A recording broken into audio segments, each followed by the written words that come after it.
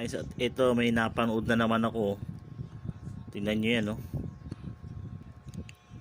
Ang taas na guys, at up to 10 to 15k na siya guys. O yan, update ko lang kayo guys na mataas na yung value pala nito. O yan guys, baka may tinatago kayo dyan sa mga sukuli-sukuli nyo. Tingnan nyo mabuti at baka ito yan na yung hinahanap niya. Ito may nahanap na ako kaagad, oh. Ayan.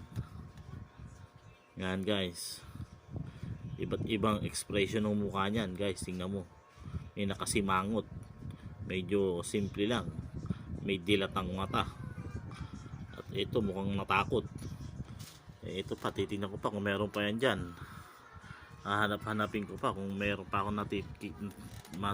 mga nasasama dyan sa aking mga barya. Ayan. At ito yung commemorative coin. Ayan. Oh.